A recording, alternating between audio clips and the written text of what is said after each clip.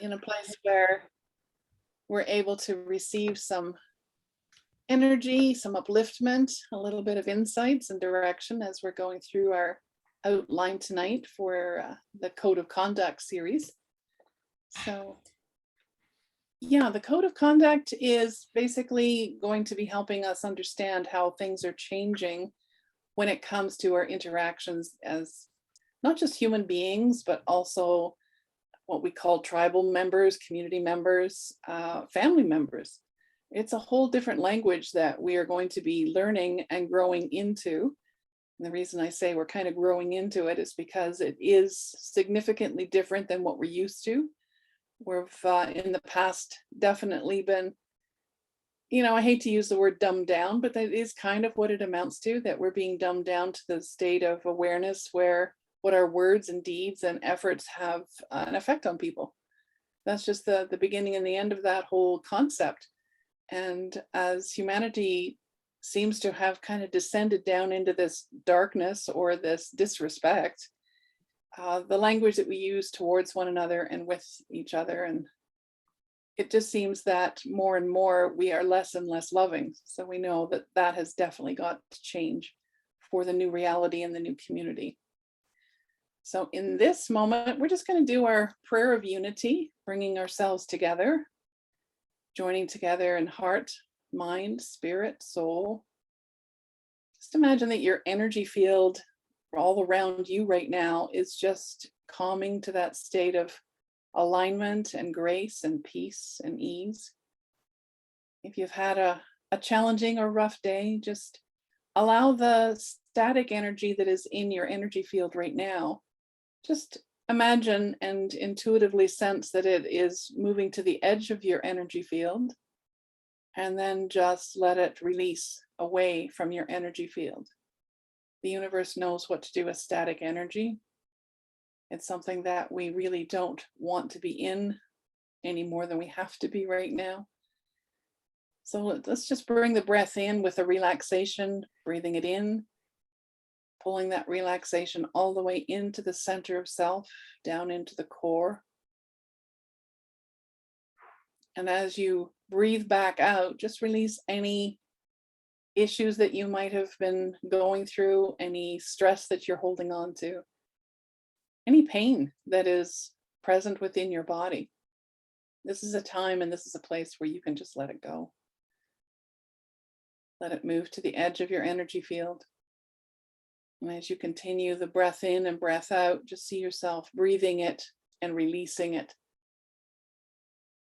Let it go all the way down and all the way up, and then all the way out.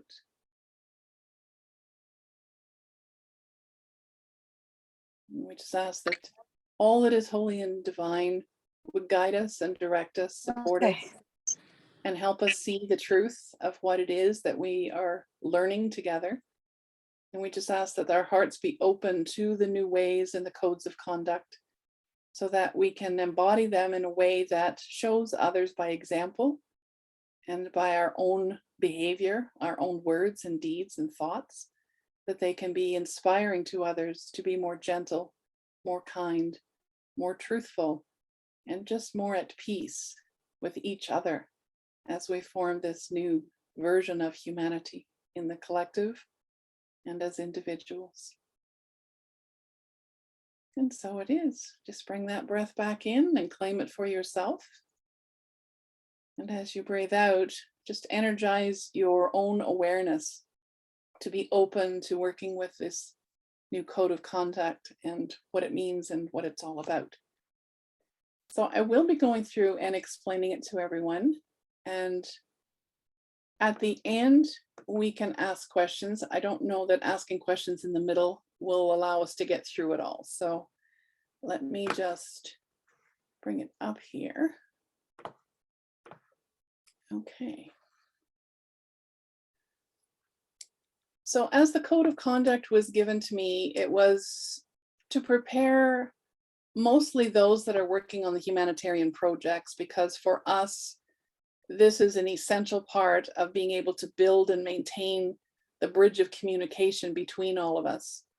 It's bringing the level of integrity of what and who we represent as healers, guides, therapists, angels of service. I guess that's a good way to describe us. We're here to help humanity. We're not just here to help ourselves, although one definitely goes well with the other. So when you look at the code of conducts, as everything is created in a triune or a triangle, we have as part of the triangles ethics, morals, and behavior. Each of these things have definitely been altered over time. So it's bringing them back to what we would call a divine state of grace, where they actually mean something, that people are connecting at the deepest level of their heart and soul to make a commitment to actually change the way we're doing things, the way we're saying things, and the way we share things. So when you look at ethics, ethics have a lot to do with truth and trust. That's male and female. And out of that comes our behavior, which is a form of treatment, the way we treat each other. Can we please mute our microphones when we're in the group? It's very distracting to have background noise. Okay. So the treatment that we bring to the issues and circumstances that we're in have the ability to maintain a level of communication that remains open, or we can speak in ways that is not inviting to people, and it's very upsetting to people. They feel that perhaps you're defensive, or you're not interested in what they have to say. So it really is being able to formulate for yourself a method and a way of sharing your truth that is loving, kind, and fair. Be gentle with your truth. It is essential that we are truthful, but there's ways of sharing our truth that is kind and gentle, and there's ways of sharing it that can be very abrasive or abusive. So always try and come from that place by the time you speak your truth, that you have taken it into your heart and into your soul and sat with it, so that you genuinely feel that what you are sharing is of the best possible clarity and purpose. Are you sharing your truth because it makes you feel better? Or are you sharing the truth to try and bring some level of peace and connection to all that you're sharing with? If it's just for you, go to the mirror and share your truth. Have that little conversation with self and be as truthful as you can. And you will find that even in front of the mirror, a truthful conversation can be uncomfortable. So it's up to us to find a way to do it more lovingly. So truth is all about how you really feel, not how you want people to think you feel, and certainly not with that energy of, I'm going to tell you what I think you want to hear. Neither one of those is going to bring a truth that is going to support any kind of a connection between the two of you. Truth is all about sharing what really happened, and everyone will have their own version of what really happened from their own perspective, and that is allowed. I mean, that's how we're designed and created. We share our truth based on our own experience, but that also can be shared with a tremendous amount of compassion and love, and own it. If you're going to share your truth and it is based on your perception, make that announcement first. Make sure that the person that you're sharing the truth with understands, this is my truth based on my experience, and the only way I can tell this to the best of my ability to be clear is from my own perspective. And be open to them challenging you or questioning you. If it is truth, it will stand no matter what happens. And if there's an element of, or part of it that it may not be the truth, you need to be open and honest about shifting your perception to. Meeting people part way, perhaps, is a good way to put it. So truth has real effects. And when we are preparing to share our truth, it's essential that you be able to share from a way that says, I have put this through my heart center. I have approached it from a place where I'm trying to be as compassionate as I can. And I will also take responsibility for what happens to me when I share my truth. I'm not responsible for what happens to you. And you'll find a lot of the reactive things that happen in families and friendships are feeling responsible for how other people feel. And that has absolutely no effect in creating a bond or a relationship ever. We are not responsible for how other people react or how they feel. So truth can be shared, but don't have any expectations that they will agree, that they will accept, or that they will even acknowledge that your truth is valued or valid. You need to be okay with that and still share it. So truth is pretty powerful in that way.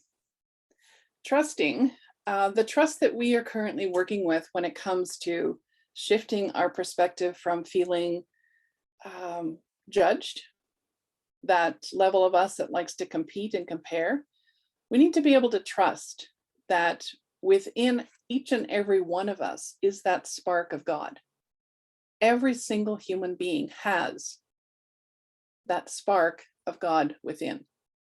And within that spark, you have your own personality. You have your own human version of God that you are expressing and experiencing life through. That is what evolution is. That's what the expansion of the universe is all about, is you having a personal experience that can take the God spark into places and situations and evolutions that are magical. Earth, maybe not so much these days, but I do believe that part of the process of changing our ethics and our morals and the way we behave is introducing a doorway or a gateway for us to be in a much more harmonious lifestyle and what we're going to end up calling heaven on earth. So inside the self, we've got that spark of God, and we've also got God's self. So it's being able to trust that the spark of God is within you. You have your version of that spark that you live and experience. But the ultimate union of the two of those operating and working together is God's self, which we will also call higher self. So you can see that there are several relationships operating here, but they are all based on that one spark of creation that every living, breathing, it's not just people, it's animals, it's trees, everything has that spark of God within it. And it's trusting that there's a purpose and a reason that you do what you do, that you are who you are, that you're experiencing what you're experiencing. It has a purpose. It's not an accident, and it's certainly not something that is based on it being perfect in order to have value. Perfection is highly overrated. We rarely get to that state of perfection where it doesn't just open the next door of our adventure and on we go to something else that teaches us perfection is not necessarily the goal of life, although it's a good place to kind of aim for or intent towards, but trust that in your imperfections, you are still learning and contributing to the universe in a very powerful way. So in our communities, it's trusting that each of us within ourselves have that spark, we have that version of us, and we have God's self operating in every moment. So that doesn't just apply to you, it applies to every single person that you meet and greet. And when we start looking at people through the eyes of God, you will see them differently. You will see the way they are unique and their own version of the spark that may not be in alignment with you in every moment. But just know that by seeing that person or being with that person, you are visiting and communicating with an aspect of God and creation right there. So the gentleness of spirit softens our interactions, softens our connections so that we are much more open and gentle and kind to each other. And I think that is the ethics of community, is going to be in a way of teaching each other and reminding each other of the gentlest way possible for us to communicate and to speak to each other more gently and more kindly. I feel if somebody knows that they can trust that, and you, as someone who represents that, they will be much more open-hearted and much more willing to connect and to be a part of what's going on. So that kind of covers the ethics in truth and trust, but it's also the treatment that we have. It's how we treat ourselves, and it's how we treat each other that really reflects the truth of our soul, our humanness. Are we in our divinity, or are we in our division? Because when we're in our division, their communication is broken. The ability to get along is dysfunctional. We judge, we criticize, we compare, we compete. We do all those things that is not going to be tolerated in the new reality, in new community. That is no longer an acceptable form of behavior. So it's learning to treat each other with respect, and it's accepting each other as they are, allowing each other to be exactly the way they are, and acknowledging that there are many ways for the divine to express itself in order for everyone to learn and to grow and to change and evolve. So yeah, it really comes down to a deep respect that will start to develop when we have this truth and trust union and we treat each other more kindly. So let's move over to morals. And morals have a lot to do with hereditary behaviors, programming, ways that we have formally been taught. With each generation, there's always a sort of a moral code or a sense of what is acceptable and what isn't. And the division of humanity really takes or creates a huge gap when it comes to morals, because the morals can be, there are those that are greater than and those that are less than. And that separation, again, in any form when it comes to community and family, is no longer going to be present. So it's up to us to do a little bit of moral checking. And morals are based on honesty. They're based on, does it actually come from the heart, or does it come from the hurt? Because if you have in your genetic patterning, in your ancestral programming, had a lot of betrayals and a lot of mistrust, a lot of hurt is going to occupy your heart center until you clear it, until you forgive yourself for the role that you played in it. And it usually does mean, for the most part, the ones closest to you will also need to be forgiven. Now, forgiveness doesn't mean that you forget what happened. And it doesn't mean you give them permission to continue to do what they're doing. Forgiveness is designed to free you as a soul from the obligation of feeling responsible for what happened, who was involved, what took place. We all have our role to play in it, and all you can do is work with your part. And once you have cleared your part, it's like a tug of war. When a tug of war is taking place, you have a rope and two people on either end pulling really hard. And ultimately, the quickest way to end the tug of war is for one person to let go. And if you let go, you're no longer connected to the other person. So it's up to them from then on to take that rope, to take that moment and do what they need to do with it. But you have released them from the tug of war, the obligation to play the game. So we need to come from the heart with honesty. And when you are truly honest, you will feel it, because it comes from your soul.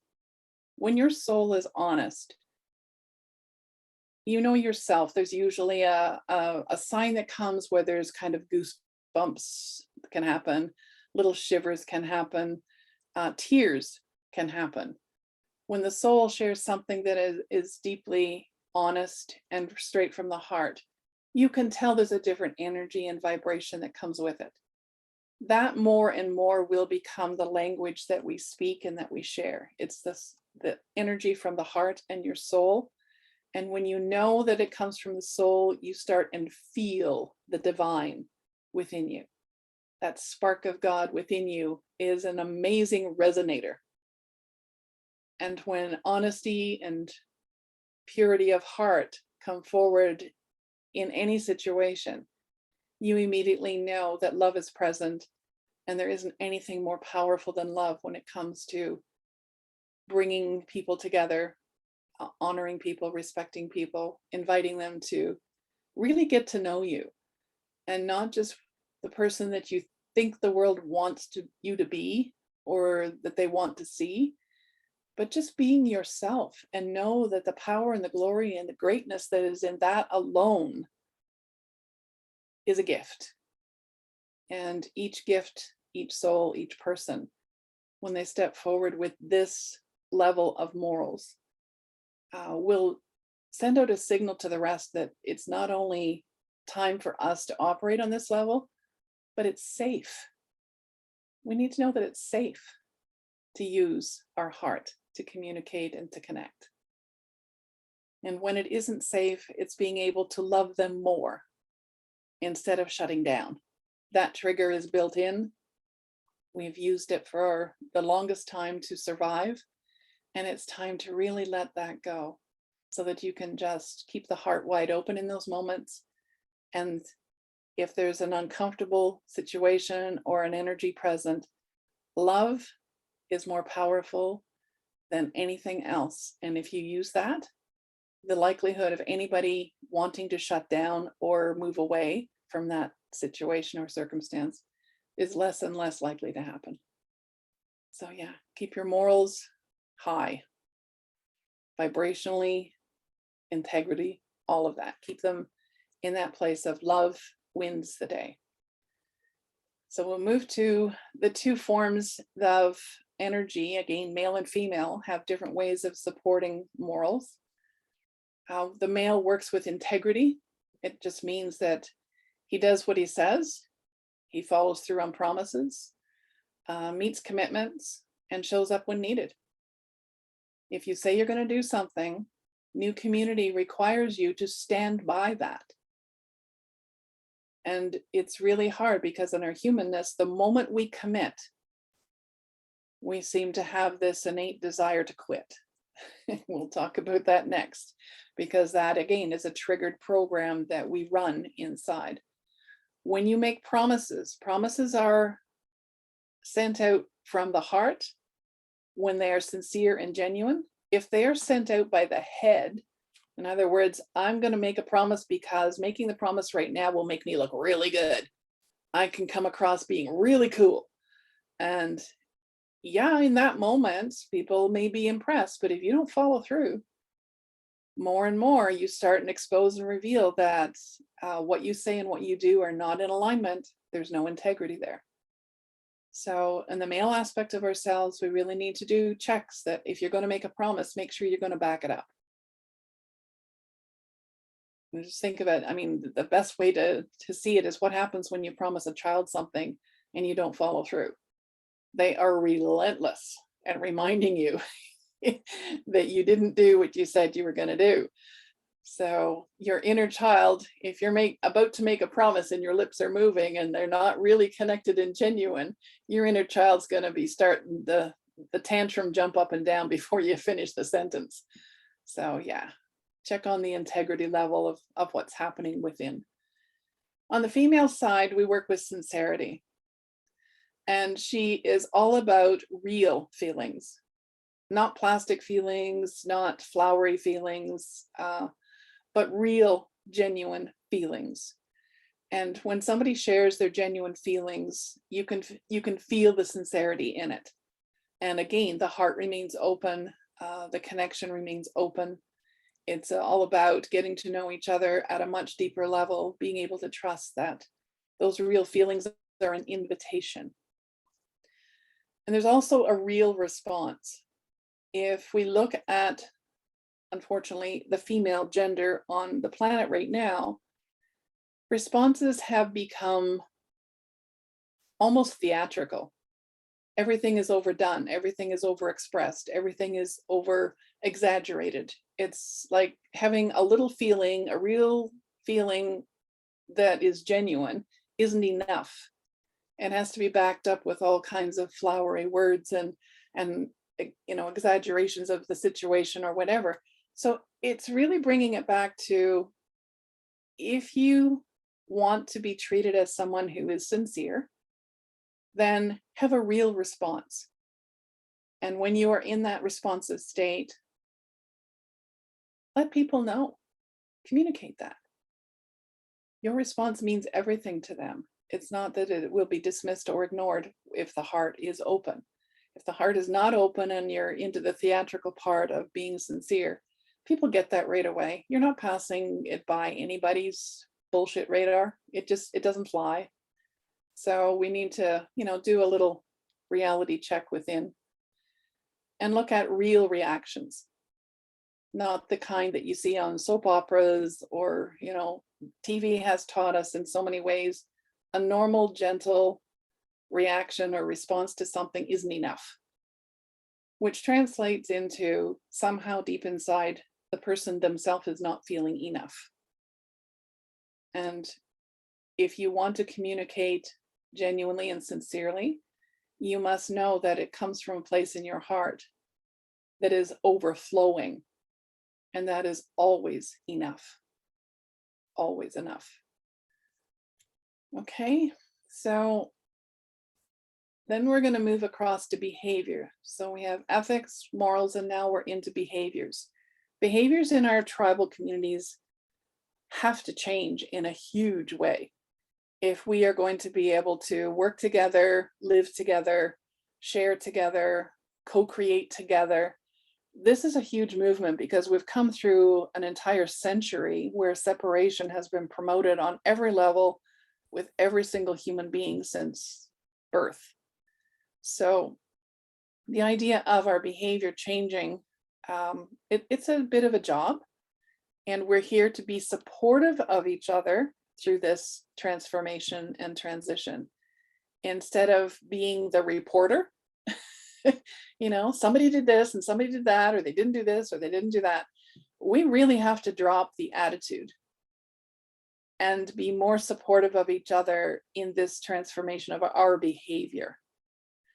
So when you look at the genuine alignment of our behavior, when it comes from a place of commitment, we all know that as souls, we are committed to being here. We have a soul contract of our purpose in being here, what we came to share, what we came to learn, what we came to contribute, but also what we came to receive as far as our own growth and development. So that's a huge commitment. And that commitment, when it is held in the heart, it's powerful. It's a powerful place where we know when we are being our true self. We know when we're in alignment with our destiny and our purpose, and when we're not. We do know that. Other people may, reflect it, talk about it, insinuate that perhaps we need to shift and change a little bit. But within yourself what you're here to do and who you really are. And being able to live that best self is the name of the game right now. There's no substitutions anymore. There's no replacements for you. There's no one that's going to tag in. I mean, yes, there are a few that will do a soul change and take over your body and take over your life if you're not using it and you don't want it. That can happen, but most of what that has been happening as far as bodies being embodied by other souls has already taken place. We're at the end of the show. We're not in the middle of the show. We're not at the start of the show. We're at the end of the show. So it's up to us to start showing up. It's making a commitment. You make a commitment to God, which you've already done. You make a commitment to yourself, which you pretty much need to be doing if you haven't already done it. But it's also a commitment to the collective, because whatever you are dropping as your pebble, your personal pebble in the cosmic pond, is creating the collective. In order for the collective to change, each and every one of us that are connected to it and a part of it must be willing to make those changes. The collective will not shift without. It just won't happen. So on the male side, when it comes to behavior, it's taking our warriors who have been very committed and devoted to survival, to being the one to go and slay and kill and protect and deceive and conquer and all those things that was required in the lower realms or the lower vibrations of the human experience. But it's time right now for the male warrior to submit. It's submitting to a higher purpose. It's not submitting to each other, because that really doesn't serve a purpose. It is submitting to a higher calling. Remembering what you committed to on the male side. You agreed in some form to come and be a warrior, to stand up for all of these rights, all of these ethics, morals, behaviors, and codes. So it's submitting to your higher purpose, surrendering the need to do unloving things in order to get what you want. Each of us have that. It's not just the male gender. Every single human being has both genders within, as far as energy fields and frequencies go. So it's surrendering to that gentler side, that part of you that is capable of doing good works in ways that are kind and gentle and soft and yet still powerful. So there's a bit of a balance act that needs to happen there. The male also needs to learn the value of serenity. Serenity is not just for the female, it's not just for the child, it's not just for the flowers and the trees and the birds and the animals. Serenity in our own male gender energy frequencies has a lot to do with having a calm mind, a clear mind, that place that you can go within in order to have a conversation with the Creator, to be able to sit down and dialogue within yourself when there's questions to be asked, or there's challenges to be addressed, or there's issues to be learned about or discussed. The Creator within us is always available. Each and every one of us have the opportunity and the ability to connect and communicate in that place of serenity within us, in the stillness.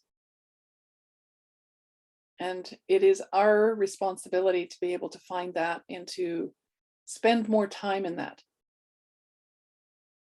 And then the other one that is of value to this whole submit, surrender, and serenity is the art of serendipity. Serendipity is just knowing things are going to work. It's knowing that the things that are happening are there to support what you're doing. They're not there to discredit you. They're not there to discourage you. They are there to support you.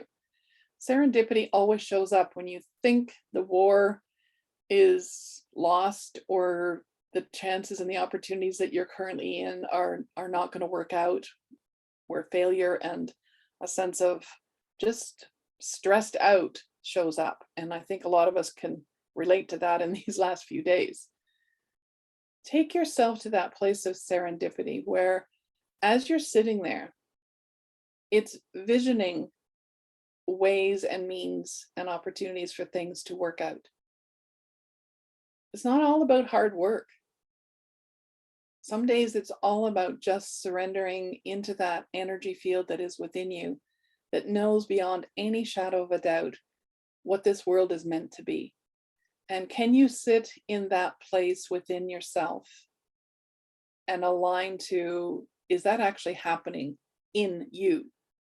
It may not be happening in our world right now, and certainly they spend an awful lot of times reminding us everywhere we look that, chaos rules and reigns.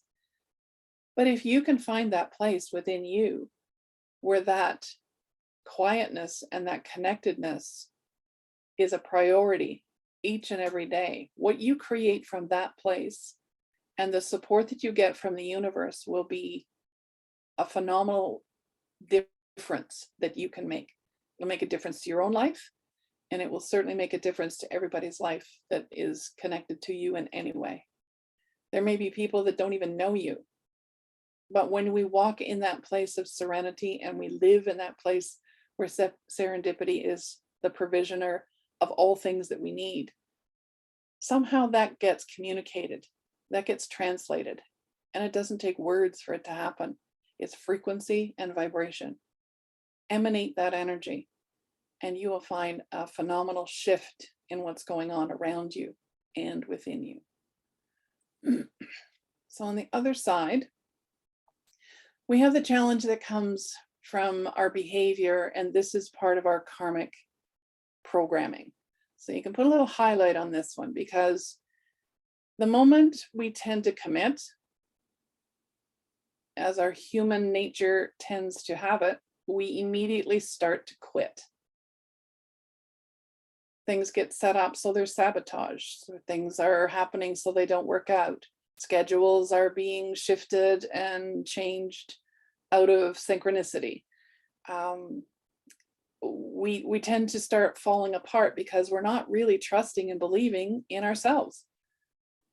You may have asked for something and you may have committed to something because your heart kind of got all excited and said, yeah, go for it. But if you don't have what it takes to back it up, you need to start and ask yourself, why not? What is it within me that does not want to show up when my heart is lit up and wants to commit to something or to someone? What is within me that will not allow that bridge to be built and to be held together with trust and faith and belief in myself and what I'm capable of? How quick are we to give up when things get tested, when we get challenged, when we get questioned? It's easy to give up, but I can tell you right now on a soul's journey that when something is meant to happen and you are meant to learn it, if you give up here and now, you are going to be faced with another one and another one and another one, and they just keep getting bigger and bigger. And I can tell you very clearly at this stage of the process we're in, they bring friends. So you're not just facing one commitment that falls apart. All of a sudden, the network that you trust and thought was your support system, poof, gone. And all because you gave up. And from my own experience, which is vast in this department, the moment we actually give up is the moment that we were standing on the very step where the miracle could happen. So I'm really saying to you right now, if that nature, if that part of you is in the place of giving up or giving in, hold it an extra breath, hold it an extra heartbeat, hold it an extra moment in time, in this timeline. If you really want to graduate into the next timeline, which is virtually going from, a slow turtle walk to a fast highway, that's the kind of thing that can happen when we go past the moment we give up.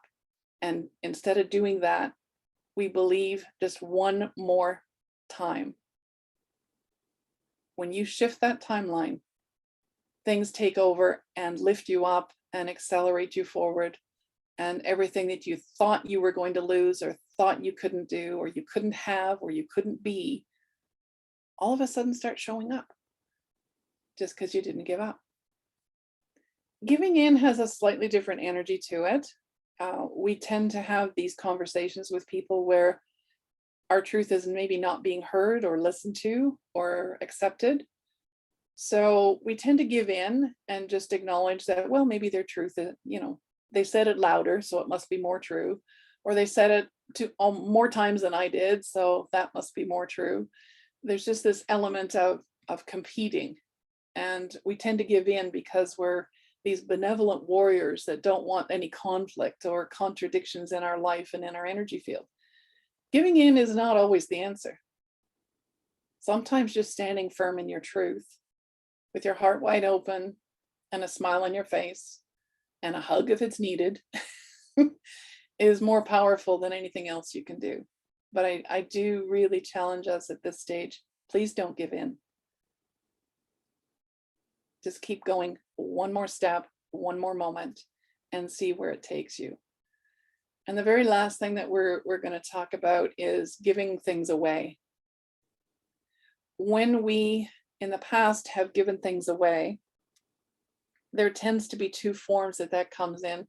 One, it's the heart that lights up and you just glowingly and knowingly surrender what it is that you have or share what you have in a way that is truly a blessing to someone else. But if it's not coming from that place, what tends to happen is we give things away and then walk away with a list.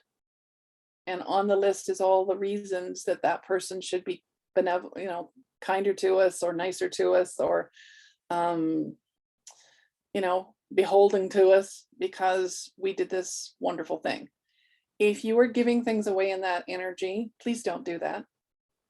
Hold it back, hold on to it, keep it until your heart is in a place where not only can it give it as a gift, but the greatest gift in the giving is how full your heart feels when you do it. And there's no list.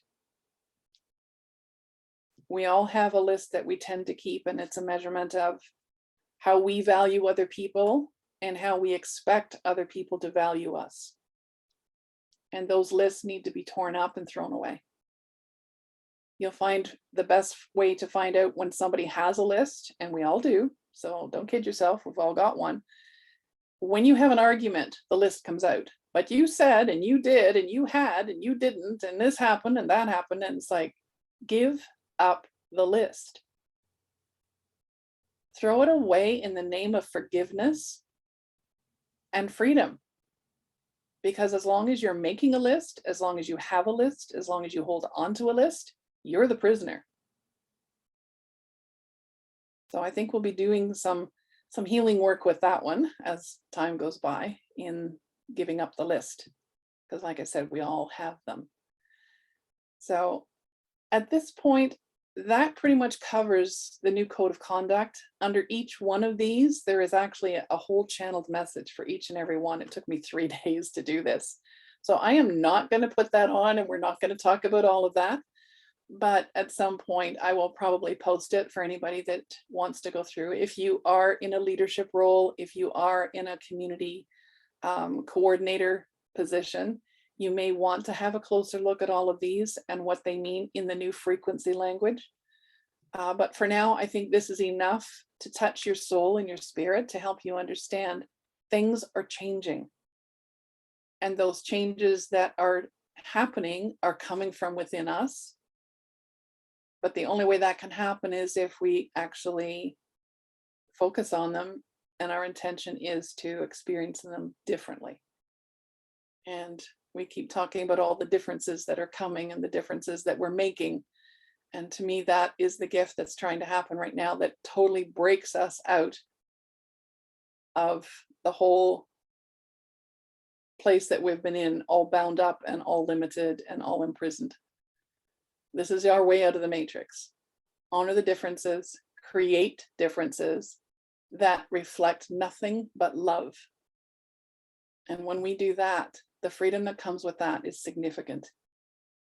And the more people that join that freedom movement, the better off this world is going to be. So having said all of that, I think that pretty much sums it up. And I know there's going to be questions about some of it, and I do welcome those. And yeah, we'll just end the recording here. And from here, we'll do personal questions.